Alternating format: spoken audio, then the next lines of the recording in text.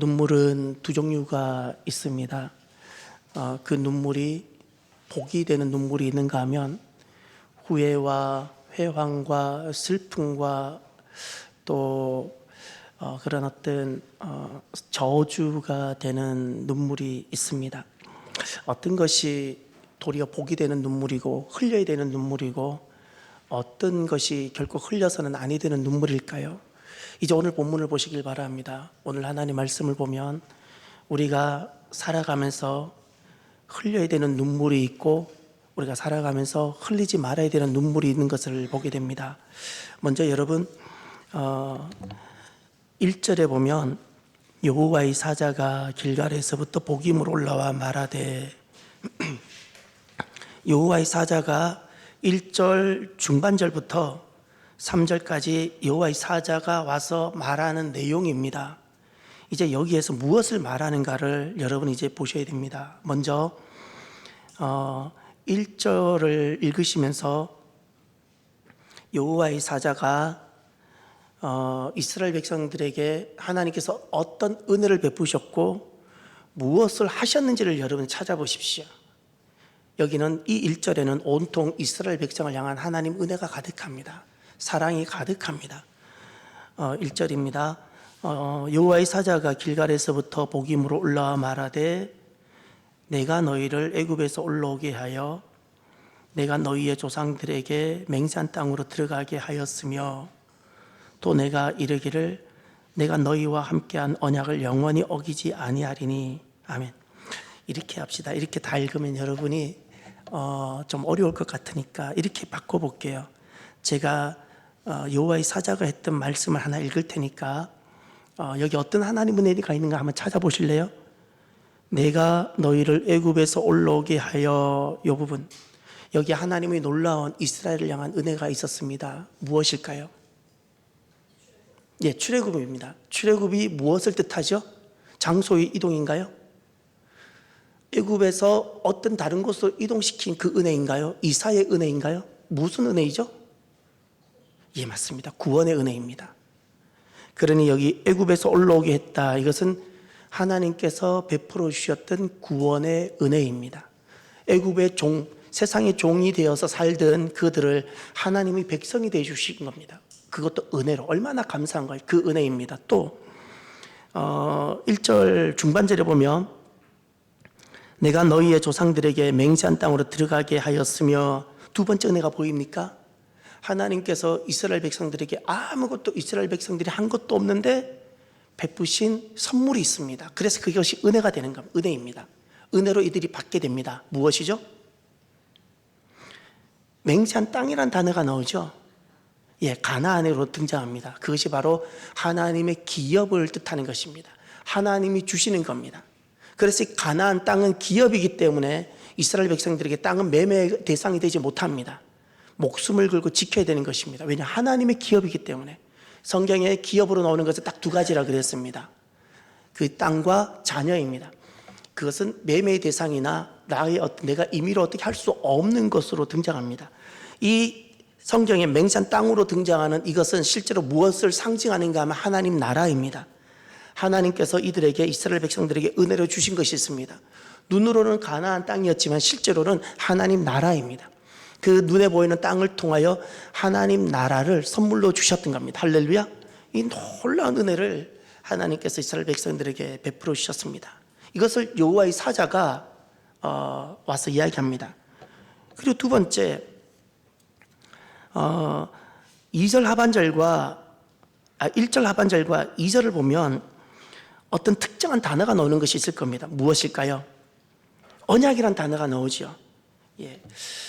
하나님의 놀라운 구원의 은혜와 그 하나님 나라를 기업으로 받는 이 은혜를 입게 되면 이제 하나님은 그 백성들과 언약을 맺으십니다. 기쁨으로 언약을 맺습니다. 세상에 수많은 사람이 있지만 나는 당신과 살겠습니다. 당신은 나와 사십시오. 이렇게 언약 가운데 들어오는 것을 무엇이라 부르죠? 그걸 결혼이라 부르는 겁니다.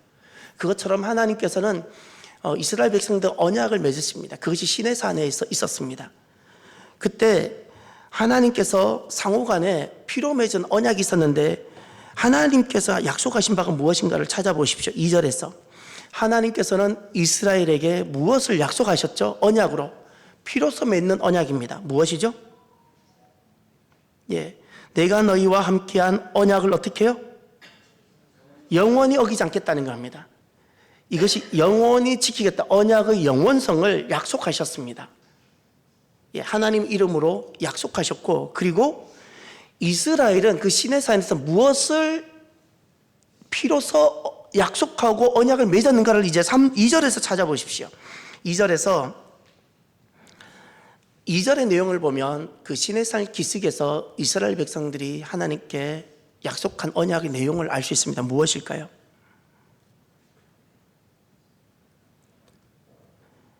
이 땅의 주민과 언약을 맺지 말며 그들의 제단을 헐지 말라 하였거늘, 여기서 보면, 그런데 너희가 내 목소리를 듣지 아니했다고 말했죠. 예. 이 땅에서 지금 중요한 것은 이스라엘 백성들은 하나님께 어떤 언약을 약속을 해드렸을까요? 무엇을 약속했을까요? 어떤 내용? 하나님, 제가 은혜로 구원받고 은혜로 하나님 나라를 선물을 받게 되었으니까 이제는 이 땅과 언약을 맺지 않겠습니다. 이 땅과 언약을 맺지 않겠습니다. 또 이 땅에는 제단과 우상들을 섬기지 않고 제단을 헐겠습니다. 이것을 약속을 한 겁니다. 이 약속을 했습니다. 그런데 이렇게 서로 하나님과 이스라엘 백성들이 약속을 했는데 이것이 어떻게 됐죠? 2절 하반절에 보면 너희가 내 목소리를 들었다 안 들었다? 안 들었다는 것은 이스라엘 백성이 언약을 깼다는 뜻입니다. 언약을 지키지 않았다는 뜻입니다. 언약을 지키지 않았다는 것은 지금 사사시대입니다. 사사시대에 하나님께서 딱 보셨을 때 이스라엘 백성들이 나와 맺은 언약을 지키지 않는구나를 어떤 것으로 느끼셨을까요? 당시 사사시대에 이스라엘 백성들이 안식일에 성막으로 나오지 않았을까요? 그들이 11절 안 드렸을까요? 아니요, 다 아마 했을 겁니다. 그런데 하나님께서는 이렇게 종교적인, 그리고 아주 겉으로 보면 신앙이 좋아 보이는 그들을 보시고 도리어 언약을 지키지 않는구나라고 느끼셨다는 겁니다. 어떤 모습이 도대체 언약을 지키지 않는 백성으로 보이게 했을까요? 사사시대입니다. 사사시대입니다. 무엇일까요? 예, 제단을 헐지 않은 원인이 되는 것이 있습니다. 지난주 수요일 말씀 기억이 나나요? 제단을 헐지 않았고, 예, 결국 이 땅 주민들과 언약을 맺게 된 결정적인 이유들이 지난 수요일날 계속 반복되는 단어가 있었습니다. 무엇이죠? 쫓아내지 못하였고라는 단어가 기억납니까? 쫓아내지 못하였고, 쫓아내지 못하였고, 쫓아내지 못하였고. 어떤 이유에서든, 어떤 인간적인 아주 어떤 자비에 의해서든 좋은 마음에서든 어떻게든 그냥 쫓아내지 않아하고 쫓아내지 아니하고 그것이 결국에는 하나님과 그 약속을 깨게 됩니다. 깨게 됩니다. 우리가 살아가면서 제가 자주 제게 질문받는 것이 있습니다. 여러분은 그런 생각 안 해보셨어요? 왜 우리가 하는 선이 하나님께 선이 되지 못하고 왜 우리가 하는 의가 하나님께 의가 되지 못할까? 그런 질문 해보지 않으셨어요? 저는 그 질문을 많이 받았습니다. 목사님, 이건 좋은 일이고 이건 선한 일인데 왜 선하다 말하지 않습니까? 왜 사람을 돕는 것 자체가 선하고 좋은 일인데 왜 그것을 선하다 말하지 않습니까? 여러분은 그런 생각을 해보진 않으셨습니까? 저는 제가 목사인지라 그런 질문들을 되게 많이 받았습니다. 여러분은 무엇이라고 답하고 싶습니까? 사회적인 기준에서 분명히 선한 일이 있습니다. 어려운 사람 돕고, 가난한 사람 돕고, 진짜 좋은 일이지 않아요? 불났을 때 도와주고 좋은 일이잖아요. 그런데 왜 그것이 선한 일이 되지 못할까요? 선한 일도 될 수 있는데 선한 일이 되지 못해요. 선의 기준은 누구에게 있죠? 하나님께 있습니다. 잊지 마십시오. 사회적 기준이 아닙니다. 오늘날 이 시대는 이렇게 하는 것이 선이라고 사회적인 합의가 있을 수 있습니다. 그 합의는 매 시대마다 달라집니다. 조선시대 때는 자녀는 부모에게 이렇게 해야지 효라는 사회적 합의가 있었습니다. 오늘날에는 벌써 그것이 사회적 합의가 달라집니다. 사회적 합의는 그 시대마다 어떤 나름대로 선과 의가 규정됩니다. 그리스도인들은 그런 사회적 합의를 따라서 선과 의를 행하는 사람들이 아닙니다. 우리는 무엇만이 선인가 하면 그리스도인은 이렇게 됩니다. 우리가 하나님을 만나고 나면 사회적 합의를 모르거나 무시하는 것이 아닙니다. 다 존중합니다. 우리도 그걸 인정하고 우리도 그것을 존중하고 우리도 그렇게 살아갑니다. 그럼에도 불구하고 그것은 덤입니다. 우리가 행하는 본질적인 것은 하나님께서 말씀하신 겁니다. 그것만이 옳고 그것만이 선한 것입니다. 그것만이 옳고 그것만이 선한 것입니다. 지금 이스라엘 백성들이 가나안 땅에 들어갔을 때 그들이 다 쫓아내지 않았던 것이 인간적으로 되게 이해가 갑니다. 나라면 어떻게 했을까라고 생각을 해봅니다. 여러분이 만약에 여호수아와 함께 그 땅에 들어가고 여러분의 각 지파, 누구는 유다 지파, 누구는 에브라임 지파, 누구는 므낫세 지파, 각 여러분이 소속되어서 그 땅을, 약속의 땅을 점령하기 시작했다면 여러분은 어떻게 하셨겠습니까? 여러분이 그 땅에 있는 모든 것을 다 진멸하고 여러분이 그렇게 그것이 당연하다고 받아들였을까요? 아니면 적절하게 이거는 너무한 것 같아라고 조금 양보하고 어떻게 하실 것 같습니까? 여러분이라면 어떻게 하셨을까요? 중요한 것은 우리가 충분히 동의가 되는 어떤 부분이 있을지라도 그 결과를 한번 보십시오. 그 결과가 3절을 보십시오. 여호와의 사자가 지금 이스라엘 백성들, 사사시대 이스라엘 백성들에게 와서 하나하나 다 하는 이야기입니다. 이것이 오늘 우리들에게 진짜 신앙의 지침이 되어져야 됩니다. 사사시대를 반복해서는 안 됩니다. 정말입니다. 사사시대를 반복하지 마십시오. 오늘날에도 우리가 나름 좀 동의하고 싶고 받아들여주고 싶고 합의하고 싶은 것이 어떤 것이 있을 겁니다. 그러나 말씀을 기억하십시오. 3절을 보십시오. 그러므로 내가 또 말하기를 내가 그들을 너희 앞에서 쫓아내지 아니하리니 그들이 너희 옆구리에 가시가 될 것이며 그들의 신들이 너희에게 올무가 되리라 하였노라. 아멘. 이 3절에 언약을 깬 결과가 나옵니다. 그들을 다 쫓아내지 아니한 결과가 나옵니다. 두 가지를 찾아보십시오. 무엇이죠? 잘 안 들립니다. 어떻게? 가시하고 올무, 그건 두 번째입니다. 누구를 쫓아내지 않는다는 거예요? 주체가 누구예요? 주어가. 하나님이 누구를? 그들을 누구 앞에서? 이스라엘 앞에서 어떻게 해요? 거기다 이렇게 은혜를 더 이상 베풀지 않는다는 뜻입니다. 지난달에도 이스라엘 백성들이 능력이 많아서 쫓아내고 가는 곳마다 이겼던 것이 아니었습니다. 그때도 누구의 은혜였어요? 하나님이었어요. 그들이 가니까 하나님께서 길을 열어주신 거고 하나님이 하셨던 거예요. 내가 기도하니까 하나님께서 내 자녀를 돌보아 주셨던 거예요. 내가 똑똑하고 내가 잘났기 때문에 내 자녀를 잘 기른 것이 아니라 기도하니까 하나님께서 가서 돌봐 주셨던 거예요. 기도하니까 하나님께서 땅을 복을 주셨던 거예요. 그런데 언약을 깼어요. 그랬더니 주님께서 하셨던 말씀이 내가 그들을 너희 앞에서 쫓아내지 아니하겠다. 더 이상 은혜를 공급하지 않겠다는 겁니다. 하나님께로부터 공급되는 그 은혜가 딱 차단이 되는 겁니다.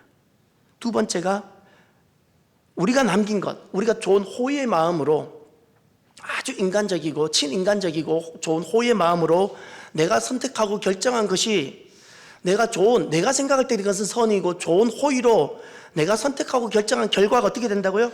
도리어 나에게 가시가 되고 나를 넘어지게 하는, 나를 사로잡는 올무가 될 것이라고 말씀합니다. 아마 우리가 내일을 알 수 있는 지혜가 있다면, 우리가 30년 후를 알 수 있는 지혜가 있다면 우리가 이렇게 하지 않을 겁니다. 당시 사사시대 이스라엘 백성들이 30년 후만 볼 수 있는 눈만 있었다면 이들은 이렇게 결정하지 않았을 겁니다. 더 몸부림치고 하나님이 그만하라 해도 그들은 더 그랬을 겁니다. 더 그랬을 겁니다. 하나님은 처음부터 끝까지 다 보고 계시는 거예요. 다 보고 계시는 거예요. 우리도 마찬가지입니다. 내가 내 자녀 기르는 것이 30년 후, 10년 후만 내가 볼 수 있다면 내 자녀 이렇게 안 기르는 것이 너무너무 많을 겁니다. 10년 후만 내 모습을 볼 수 있다면 내가 신앙생활을 이렇게 하지 않을 것이 너무너무 많을 겁니다. 하나님은 미리 다 보시고 지금 말씀하시는 거예요. 다 보시는 거예요. 우리가 10년 후만 볼 수 있다면 지금 선택하지 않고 내가 지금 이렇게 결정하지 않는 것이 너무너무 많습니다. 너무 많아요. 우리는 지금 보지 못하니까 지금 나름대로 오늘이라는 눈에서 최선으로 결정하는 것이 도리어 나에게 가시가 되고 올무가 되는 결정들이 있을 수 있는 겁니다. 그 결과 이스라엘 백성들이 이런 여호와의 사자의 소리를 듣고 말씀을 듣고 이제 4절과 5절을 보십시오. 이스라엘 백성들이 어떻게 했죠? 다 함께 봅시다. 여호와의 사자가 이스라엘 모든 자손에게 이 말씀을 이르매 백성이 소리를 높여운지라. 그러므로 그곳 이름하여 복임이라 하고 그들이 거기서 여호와께 제사를 드렸더라. 아멘. 4절에 보니까 이스라엘 백성들이 이 말씀을 듣고 나서 어떻게 했다고요? 소리 높여 울었다 말씀하죠. 그래서 그 소리 높여 울었기 때문에 그곳 이름을 무엇이라고? 복임. 성경 나나주 보십시오. 1번이라고 해서 나나주가 있죠. 무엇이라 되어져 있죠? 그건 단순히 슬퍼서 우는 것이 아니라 통곡이라는 뜻입니다. 여러분, 살아오시면서 통곡해 보신 적 있나요? 저는 저희가 통곡의 눈물을 본 적 있어요. 저희 어머니, 제 동생이 먼저 천국 갔거든요. 저희 어머니가 통곡하는 것을 봤어요. 통곡하는 것을 봤어요. 좀 슬퍼서 우는 눈물이 아니에요. 아파서 우는 눈물이 아니에요. 진짜 사람은 너무너무 아프고 힘들 때 통곡하게 되는데 이스라엘 백성들이 이때 통곡의 눈물을 흘립니다. 자기 가슴에 대못을 박는 거예요. 내가 왜 그랬을까? 내가 왜 그랬을까? 통곡의 눈물을 흘리는데 그것이 복임이라는 겁니다. 복음의 눈물은 흘려서는 아니 되는 눈물입니다. 내가 지금 잘 선택했다고 했는데, 내가 잘 결정했다고 했는데 그것이 10년 후면 내가 후회하고 통곡의 눈물을 흘릴 것이라면 나는 지금 이거 하지 말았어야 되는 거예요. 하지 말았어야 돼요. 저는 제가 10년 후, 20년 후를 알지 못하기 때문에 저는 기준을 그렇게 합니다. 하나님은 저의 시작과 끝을 이미 다 보고 계시기 때문에, 나는 당장 내일도 안 보이는 인생이기 때문에, 하나님이 그러나 저의 모든 것을 다 한 번에 통시적으로 다 보고 계시기 때문에 저는 할 수만 있다면 가능한, 이것이 성경적인가, 이것이 하나님 뜻과 더 일치가 되는가를 생각을 해봅니다. 저의 모든 것이 온전하진 않겠지만 가능하면 그렇게 하고, 그러지 않을 때는 이제 제 안에 어떤 일이 일어나냐면 불편해집니다.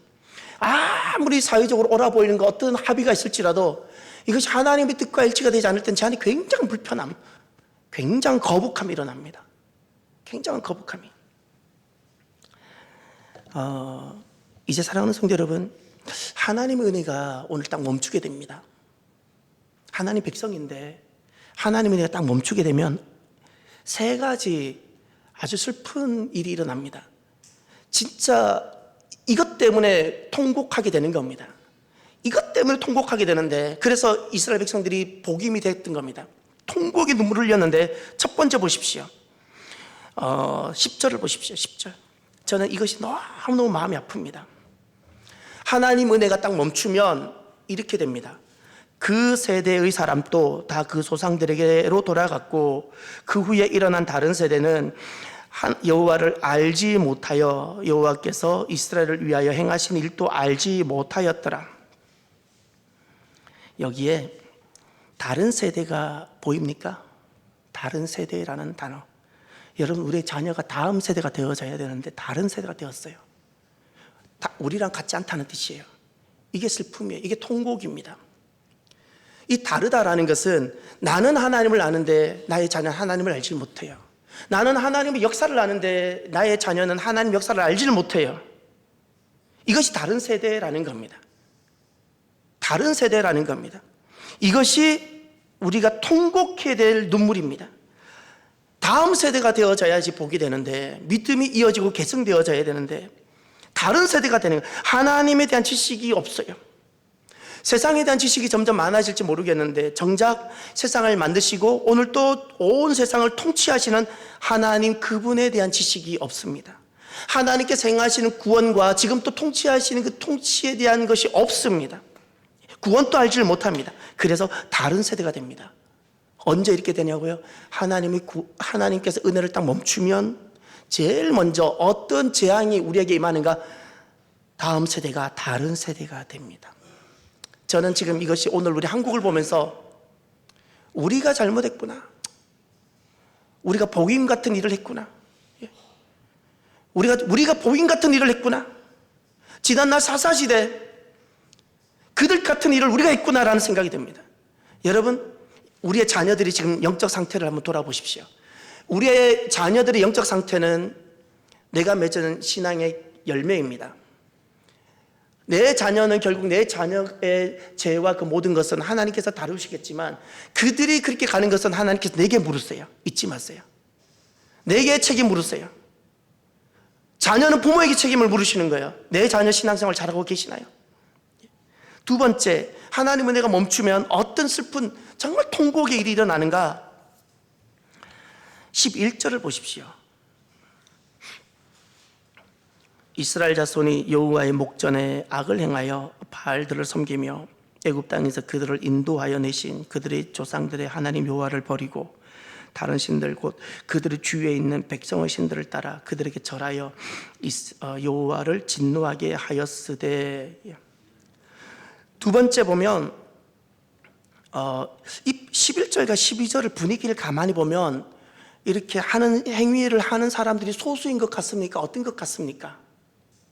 여러분, 11절의 모습들, 12절의 모습이 일부 이스라엘 백성들, 그 가나안 땅에 정착해서 살아가고 있는 이스라엘 백성들이 아주 극소수가 몰래 숨어 사는 것일 것 같습니까? 어떤 것 같습니까? 이것이 주류가 되고 있다는 거예요. 이것이 무엇인가 하면 두 번째, 하나님 은혜가 멈추면 그 땅 사회적 분위기와 시스템이 변질되기 시작합니다. 그 땅 사회적 분위기와 시스템의 변질이 일어납니다. 다시 보십시오. 11절에 이스라엘 자손이죠. 그 땅에 머물고 있는 자손입니다. 그런데 어떤 말씀이 전제되는가 하면 여호와의 목전에 그랬어요. 하나님 앞에 서라는 겁니다. 아직 그들은 하나님을 의식합니다. 어쩌면 안식일이 되면 성막에 나왔을지 모릅니다. 그런데 하나님을 의식하고 아는 사람들이 어떻게 해요? 바알을 섬겼다 그랬어요. 이중입니다. 이중인데 하나님의 목전에서 바알을 섬기는 것이 그 당시 신앙의 모습이었어요. 그런데 이것이 중요한 것은 여기 너무 자연스럽게 진행되고 있는 것이 느껴지나요? 안식일 날 성막에 나와서 하나님께 기도하는 사람들이 6일 동안은 바알의 스피릿과 바알의 영성으로 살아가는 것이 너무 자연스러운 것이 보이나요? 이것이 사회적 분위기라는 겁니다. 사회적 분위기고 시스템이라는 겁니다. 너무 자연스러운, 핵심이 그렇게 되면 문제의식 부재를 갖게 됩니다. 문제의식을 못 느끼는 겁니다. 왜냐하면 사회적 분위기가 그러하니까. 개구리가 뜨거운 물에 들어가면 놀라서 팍 튀어나가지만 차가운 물에 있다가 물을 천천히 가열하면 마지막까지 그 뜨거운 물에 자기가 물이 가열돼서 뜨거워서 죽게 될지라도 자기가 튀쳐나가지 않는다 그러죠. 점점 익숙해지니까. 사회적 분위기, 문제의식, 부재를 가져옵니다. 이것이 그 하나님 은혜가 멈추게 됐을 때 이 땅에 일어나는 일들입니다. 저는 이 나라와 우리가 서 있는 이 땅이 주님 오실 때까지 분위기가 기독교 분위기가 되기를 갈망하는 사람입니다. 진심입니다. 여러분, 어떤 좋은 어떤 정치, 어떤 이데올로기, 진짜 답은 하나님이며 기독교 세계가 진짜 답입니다. 이게 진심입니다, 여러분. 오늘날 대한민국 왜 이렇게 복을 받았을까요? 지금 유럽 사람들은 우리나라를 보고 엄청 많이 놀랍니다. 저 유럽이 이렇게 우리 조금 작은 대한민국을 보고 놀라는 이유가 무엇인가요? 우리가 우리 윗대보다 우리가 더 뛰어나기 때문일까요? 우리 윗대와 우리가 똑같습니다. 어떻게 짧은 시간에 우리가 이렇게 많은 변화가 있고 은혜를 입었을까요? 하나님이신 줄 믿으시길 바랍니다. 제가 어렸을 때 저를 가르쳐주고 양육해 주셨던 분들은 저녁이면 밤이면 구국재단, 나라를 위해서 기도하는 그 기도가 끊어지지 않았습니다. 기억나십니까? 교회는 항상 나라를 위해서 기도했어요. 항상 나라를 위해서 기도했어요. 오늘날 교회가 나라를 위해서 기도하지 않고 교회가 나라를 위해서 기도하면 이상하게 보는 시절이 돌아왔어요. 사회적 분위기입니다. 지금 저는 제가 자랄 때 사회적 분위기와 지금 사회적 분위기가 다르다는 것을 느낍니다. 대한민국에 있는 공기가 달라지고 있다는 것을 느낍니다. 공기가 달라지고 있고, 달라지고 있는 것이 느껴지는데 이게 영감입니다. 영감이 느껴지는데 꼭 기도하셔야 됩니다. 꼭 기도하셔야 됩니다. 하나님 은혜가 멈추면 사회적 분위기와 시스템이 변질되게 됩니다. 그러면 그 속에서 전혀 문제의식 부재를 갖고 하나님을 떠나면서도 떠나는지 모른 채 변질되게 되는 겁니다. 세 번째, 어떤 일이 일어나는 걸 한번 보십시오. 하나님 은혜가 멈추게 되면 13절, 12절 하반절을 보면 여호와를 진노하게 하시되 곧 해서 하나님의 진노의 내용이 13절부터 나옵니다. 13절부터 15절까지 이제 하나님의 동사들을 찾아보세요. 14절에 보면 여호와께서 어떻게 해요? 진노해서 뭘 하시죠? 넘겨주죠. 이스라엘 백성들을 노략하는 자의 손에 넘기십니다. 첫 번째, 노략하는 자의 손에 넘기시죠. 또 14절 중반절에 노략을 당하게 하시죠. 세 번째, 대적의 손에 팔아 넘기시죠. 네 번째, 다시는 대적을 당하지 못하게 하시죠. 15절, 어디를 가든지 재앙이 임하게 되죠. 그 재앙의 내용이 15절 하반절에 괴로움이라 그랬어요. 이것이 지금 세 번째입니다. 하나님 은혜가 멈추면 내가 행한 대로 하나님이 갚으세요. 진노라는 것은 하나님의 폭행이 아닙니다. 은혜라는 것은 내가 죄가 있고 이렇지만 하나님께서 은혜로 다 덮어버린다는 뜻이고, 은혜를 멈춘다는 것은 이제 내 죄와 내 불이나 이 약한 것들을 덮으시는 하나님 은혜를 딱 거두면 내 행위만 남게 되는 겁니다. 행위대로 하신다는 거예요. 하나님 은혜를 거두어도 우리가 옳게만 하면 하나님 진노하지 않으십니다. 은혜를 딱 거두면 우리는 남아있는 행위가 불의만 남아있으니까 하나님 그 행위대로 갚으시는 거예요. 그것이 노략자에 넘겨주시고 또 노략을 당하게 하시고 대적의 손에 팔아 넘기시고 대적을 당하지 못하게 하고 어디를 가든지 재앙이 가득하게 됩니다. 삶이 그래서 고통과 괴로움이 가득하게 됩니다. 이것이 하나님의 진노라는 겁니다. 그래서 우리는 잊지 마십시오. 우리는 그저 가끔 오해를 받습니다. 교회 다니는 사람들은 자기들은 아무것도 하지 않고 마치 배나무 밑에서 입을 벌리고 배나 떨어지길 기다리는 사람처럼 보인다고 은혜 이야기를 많이 하니까 우린 그런 오해를 받습니다. 물고기는 물이 필요하고요. 살려면 물을 떠나면 살 수 없습니다. 사람들은 밥을 먹고 산다 그러죠. 저는 그렇습니다. 차라리 밥을 먹지 않아도 살 수 있습니다. 밥을 안 먹어도 괜찮습니다. 언제 우리가 정말 죽게 되고 정말 그리스도인은 어떻게 사는가? 하나님 은혜와 사랑으로 삽니다. 믿습니까? 우리는 하나님 은혜가 끊어지면 더 이상 우리는 존재가 어렵다는 것을 느끼게 됩니다. 밥은 못 먹어도 살 수 있는데, 가난해도 살 수는 있는데, 하나님 은혜가 내 인생에 딱 끊어지고, 하나님 은혜가 내 가정을 향해서 딱 밀물처럼 모든 은혜가 딱 끊어지고, 하나님 은혜가 이 땅을 향해서 쏟아지던 은혜가 딱 끊어지면 메말라집니다. 전에는 하나님 은혜가 내게 오던 질병을 다 막으셨습니다. 전에는 하나님 은혜가 내게 오던 사고를 다 막으셨습니다. 전에는 하나님 은혜가 내게 찾아오던 죽음을 다 막으셨습니다. 은혜가 딱 멈추면 그 모든 걸 내가 그냥 다 당하는 겁니다. 질병 다 당합니다. 사고 다 당합니다. 오는 죽음을 막지를 못합니다. 우리는 하나님 은혜로 살아갑니다. 하나님 은혜로. 사랑하는 성도 여러분, 이제 말씀을 마무리하면서 우리가 한 몇 가지 생각을 하면 참 좋겠습니다. 오늘 이 사사기 참 슬픈 말씀을 통해서 저나 우리 모두가, 사랑하는 성도 여러분, 우리가 선택하고 결정하고 살아가는 존재이잖아요. 우리는 선택하며 날마다 결정하며 살아갑니다. 나의 선택과 결정이 한 번 더 하나님이 기뻐하시는지를 한 번만 더 돌아봅시다. 전에는 돌아보지 않고 내 나름대로 선을 결정했다면 이제는 한 번만 더 한번 돌아봅시다. 내가 어떤 것을 내가 결정하고 선택했는데 한 번만 더 하나님이 기뻐하시는가를 돌아보고요. 더 좋은 것이 하나 있습니다. 결정과 선택하기 전에 하나님 앞에 기도하시는 겁니다. 하나님, 이런 일이 있습니다 라고 하나님 손에 올려드려 보십시오. 하나님, 이 부분을 어떻게 해야 합니까? 그리고 받으십시오. 예. 언제 우리가 진짜 자녀가 복된 자녀가 되고 우리의 자녀가 부족한데 하나님 은혜가 막 쏟아부어져서 자녀가 잘 되고 열매가 맺게 될까요? 나의 선택과 결정이 하나님을 기쁘시게 할 때, 내가 언약 안에 있을 때입니다. 믿습니까? 내가 언약 안에 있으면 하나님은 열매를 자녀에게 맺게 하시고요, 내가 언약 안에 있으면 내가 서 있는 이 땅이 복되게 하십니다. 땅이 복되게 하십니다.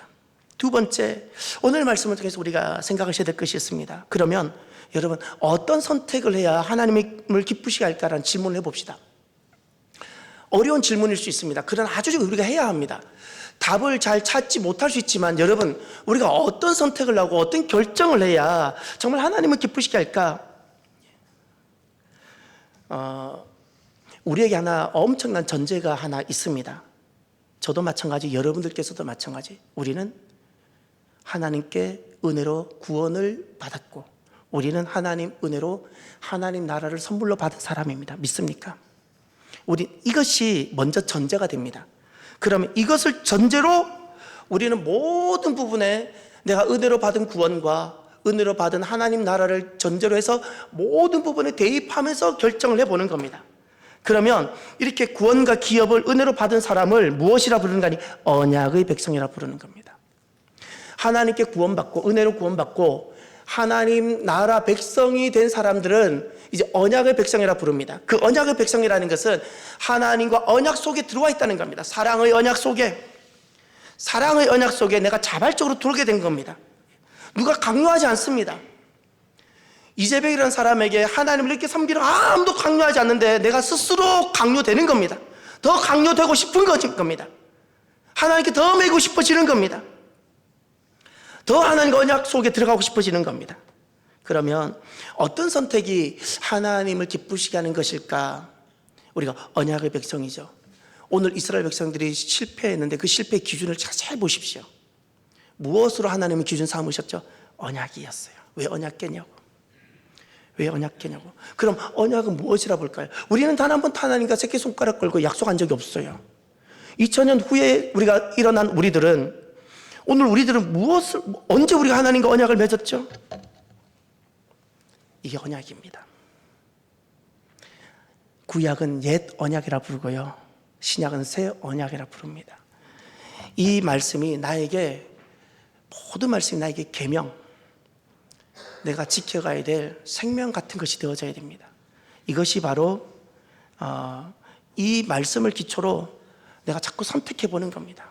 말씀이 무엇이라, 내 자녀를 어떻게 양육하라 했는지, 내가 이 땅에서 경제활동을 어떻게 하라고 했는지, 내가 이 땅과는 관계를 어떻게 맺으라고 했는지 성경에서는 무엇이라 말씀하고 있는가를 보고 내가 그렇게 결정해보고 선택해보는 겁니다. 끝으로 복임의 눈물이 주는 교훈이 있습니다. 복임의 눈물, 사사시대 이스라엘 백성들은 너무 안타깝게도 통곡의 눈물을 흘립니다.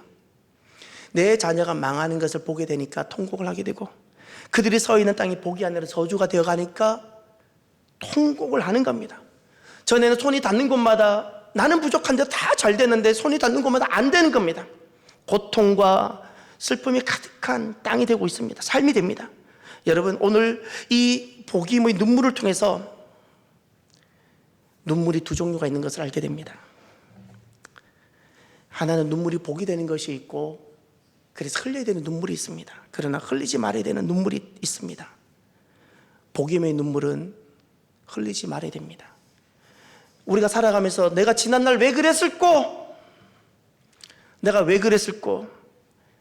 이것이 바로 복임의 눈물입니다. 지금은 우리가 10년 후가 안 보입니다. 근데 10년 후에, 내가 지난날 10년 전에 내가 왜 그런 선택을 했을까? 나는 왜 하나님 없는, 하나님 부재의 선택과 결정을 했을까? 10년 후에 내가 그렇게 만약에 눈물을 흘린다면 지금 내가 그것은 옳지 못한 것 아니겠습니까?